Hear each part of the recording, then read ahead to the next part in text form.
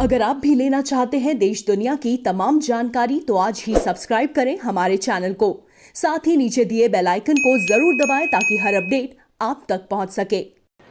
नमस्कार, प्रवास साक्षी news network के खास कार्यक्रम विश्व खबरों में आप सभी का स्वागत है। लेबनान की राजधानी बेरूत इस सप्ताह मंगलवार को भीषण धमाके से दहल उठी और धमाका इतना भयंकर था कि तबाही का मंजर अब भी सड़कों पर नजर आ रहा है, गलियों में नजर आ रहा है। पूरा शहर तबाह हो गया है। लोगों की जो जमा पूंजी से बिल्डिंगें बनाई गई थी, घर बनाए गए थे, वो सब तबाह हो गए हैं। और जो अब भी मलबे से लाशों को निकालने का काम जारी है। जो तबाही हुई है उसका जिम्मेदार कौन है, क्या जांच अगर लेबनान सरकार करती है तो सही रिपोर्ट आ पाएगी।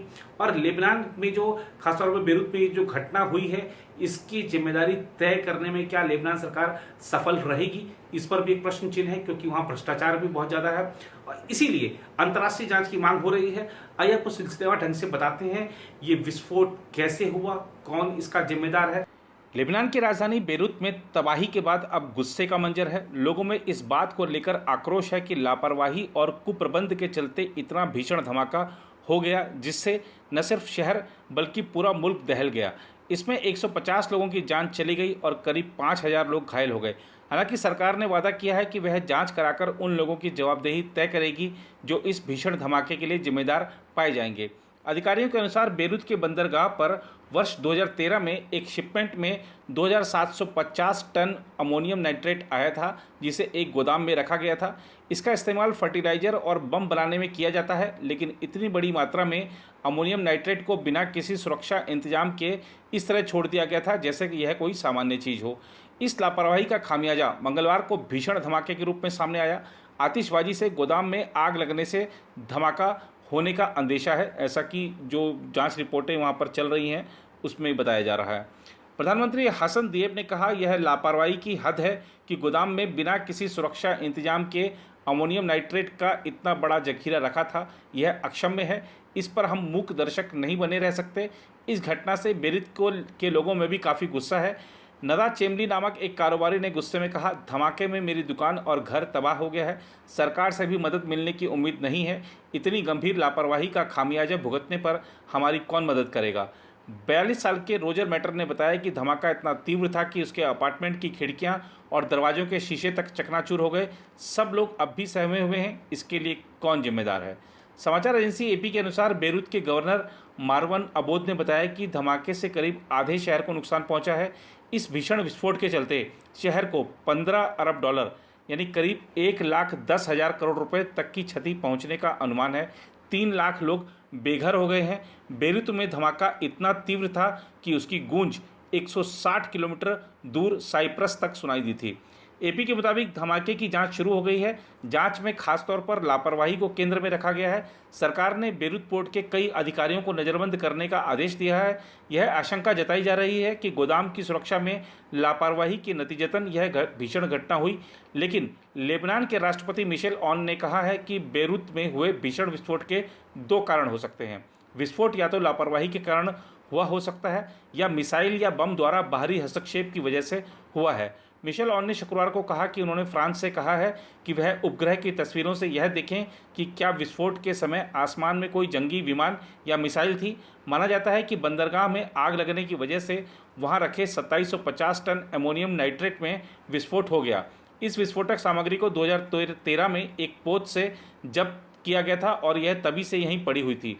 आग लगने के कारण का पता नहीं चला है। मिशेल ऑन ने पत्रकारों को बताया कि उन्हें 20 जुलाई को सूचना मिली थी कि बंदरगाह पर बड़ी मात्रा में रसायन रखा है और उन्होंने सेना और सुरक्षा अधिकारियों को तत्काल जरूरी कदम उठाने का आदेश दिया। उन्होंने इस बारे में विस्तार से नहीं बताया। राष्ट्रपति ने कहा कि 2013 से कई सरकारी प्रभारियों को सामग्री के बारे में चेतावनियां मिली हैं। उन्होंने कहा कि जांच 20 व्यक्तियों पर केंद्रित है। उन्होंने विस्फोट की अंतर्राष्ट्रीय जांच की मांग को खारिज करते हुए कहा कि इससे सच सामने नहीं आएगा। उधर बेरूत में हुए भीषण विस्फोट के 3 दिन बाद भी बचावकर्ताओं के दल शवों की तलाश के लिए मलबा खंगालते दिख रहे हैं। इस घटना में तकरीबन 150 लोगों की जान चली गई है और हजारों जख्मी हो गए हैं तथा शहर में बड़े पैमाने पर तबाही मची है। विस्फोट ने अनाज के बड़े गोदाम को तबाह कर दिया और बंदरगाह के इलाकों में तबाही मचाई। शहर के कई इलाकों में शीशा और मलबा बिखरा हुआ है। इस बीच संयुक्त राष्ट्र ने मामले की स्वतंत्र जांच कराने की अपील की है। संयुक्त राष्ट्र मानवाधिकार उच्चायुक्त के प्रवक्ता रूपर्ट कॉलविले ने अंतर्राष्ट्रीय समुदाय से लेबनान की मदद के लिए आगे आने का अनुरोध किया है। उन्होंने कहा कि लेबनान सामाजिक आर्थिक संकट, कोविड-19 और अमोनियम नाइट्रेट धमाके समेत 3 त्रासदियों का सामना कर रहा है। उन्होंने इस मामले की स्वतंत्र जांच कराने की अपील की है। इससे पहले फ्रांस और रूस के बचाव दल खोजी कुत्तों के साथ शुक्रवार को बंदरगाह में खोज अभियान चला रहे थे। एक दिन पहले फ्रांस के राष्ट्रपति एमेनुअल मैक्रों ने घटनास्थल का दौरा किया था और सहायता का वादा किया था। लेबनान में सरकार की जबरदस्त आलोचना भी हो रही है। कई देशवासी घटना के लिए लापरवाही और भ्रष्टाचार को कसूरवार ठहरा रहे हैं। विस्फोट के पीड़ितों का पता लगाने में मदद के लिए कई देशों ने खोज और बचाव दल भेजे हैं। दर्जनों लोग अब भी लापता हैं। बेरूत के करीब 3 लाख लोग अपने घर नहीं लौट पा रहे हैं क्योंकि विस्फोट के कारण उनके घरों के दरवाजे और खिड़कियां उड़ गई।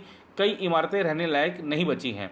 अधिकारियों ने 10 से 15 अरब अमेरिकी डॉलर के नुकसान का अंदाजा लगाया है। अस्पताल पहले से ही कोरोना वायरस महामारी से जूझ रहे थे। वह अब घायलों से निपटने में संघर्ष कर रहे हैं। इस विकट स्थिति में राहत और बचाव के लिए कई अन्य देशों ने भी मदद के लिए हाथ बढ़ाया है। हालांकि आर्थिक संकट से जूझ रहे लेबनान को शहर के पुनर्निर्माण के लिए बड़े पैमाने पर अंतर्राष्ट्रीय मदद की जरूरत पड़ेगी। अब आपको समझाते हैं कि ये अमोनियम नाइट्रेट है क्या। अमोनियम नाइट्रेट सफ़ेद रंग की रवेदार चीज़ होती है जिसका औद्योगिक स्तर पर बड़ी मात्रा में उत्पादन होता है। इसका सबसे बड़ा इस्तेमाल नाइट्रोजन के स्रोत के रूप में उर्वरक के लिए होता है, लेकिन इसके साथ ही खनन उद्योग के लिए विस्फोटक तैयार करने में भी इसका इस्तेमाल किया जाता है। ये ज़मीन पर यूं ही नहीं मिलता है क्योंकि ये एक सिंथेटिक किस्म की चीज़ है जो अमोनिया और नाइट्रिक एसिड की प्रतिक्रिया से तैयार किया जाता है। अमोनियम नाइट्रेट का उत्पादन दुनिया भर में होता है और ख़रीदने के लिहाज से ये सस्ता पड़ता है, लेकिन इसे स्टोर करना एक समस्या हो सकती है। अब आपको बताते हैं कि अमोनियम नाइट्रेट कितना खतरनाक है। अपने आप में अमोनियम नाइट्रेट से कोई खतरा नहीं है।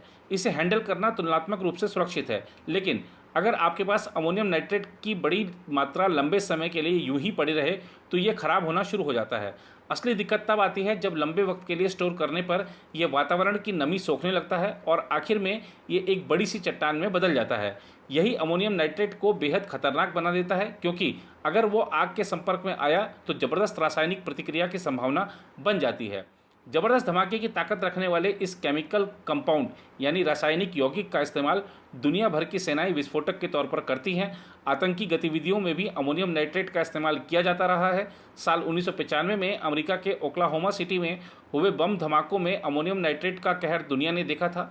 इस घटना में टिमोथी मैकवे ने 2 टन अमोनियम नाइट्रेट का इस्तेमाल करके एक ऐसा बम तैयार किया था जिससे एक फेडरल बिल्डिंग उड़ा दी गई। उस धमाके में 168 लोगों की मौत हो गई थी। बेरूत की धमाके की पहले और बाद की तस्वीरें दिल दहलाने वाली हैं। अमेरिकी स्पेस टेक्नोलॉजी कंपनी मैक्सर की ओर से जारी की गई सैटेलाइट इमेज के मुताबिक शहर की पहले की तस्वीरों में शहर के पोर्ट पर रोज़मर्रा की हलचल, एक करीने से बने वेयर हाउस, किनारे पर लगे शिप वगैरह दिखाई दे रहे हैं। वहीं दूसरी तस्वीर में ये सब कुछ सिरे से गायब है। यहाँ मौजूद हर चीज़ के परखच्चे उड़ चुके हैं। कहीं कहीं पर ज़मीन धसी हुई दिखाई दे रही है। वहीं इलाके में मौजूद दूसरी बिल्डिंगें भी पूरी तरह से ध्वस्त हैं। धमाका इतना शक्तिशाली था कि पोर्ट के एक हिस्से की ज़मीन भी धंस गई है। इंटरनेट पर सामने आई तस्वीरों में देखा जा सकता है कि घायल, खून से लथपथ लोग मलबों में दबे हुए हैं। पूरे इलाके में कांच के छोटे बड़े टुकड़े फैले हुए हैं और बिल्डिंगें जल रही हैं। सोशल मीडिया पर सामने आई वीडियो में देखा जा सकता है कि धमाके के बाद आसमान में मशरूम के आकार का घना धुआं और धूल निकलती हुई दिखाई दे रही है। धमाका इतना ज़्यादा शक्तिशाली था कि इसे 240 किलोमीटर दूर साइप्रस की राजधानी निकोसिया में भी महसूस किया गया। वहीं सिस्मोलॉजिस्ट्स ने बताया कि इस धमाके की तीव्रता 3.3 मैग्नीट्यूड के भूकंप के बराबर थी। पर लेबनान की कानून व्यवस्था को लेकर हमेशा एक सवाल रहा है और जिस तरीके से पिछले कुछ वर्षों में वहां की सरकार चरमपंथियों और आतंकियों के करीब भी नजर आई है, उससे भी बल मिलता है इस बात को कि ये जो भी कुछ हुआ है या जो जिन लोग निगरानी में रखे गए हैं, जिन पर इस तरीके के आरोप लग रहे हैं कि उनके भ्रष्टाचार की वजह से ऐसा हुआ है, तो देखना होगा कि क्या जांच में कुछ निकल कर आता है या फिर वक्त के साथ इस हादसे को, इस दुर्घटना को भुला दिया जाता है। लेकिन ये याद रखना चाहिए, अन्य देशों के लिए भी एक सबक है। खासतौर पर ये जो विस्फोटक पदार्थ है, इसको लेकर कई देश अभी भी गंभीर नहीं हैं और लापरवाही के साथ जैसे इसको रखा जाता है वो कभी भी भीषण हादसे का कारण बन सकता है। इसलिए इस घटना से पूरे विश्व को सबक जरूर लेना चाहिए।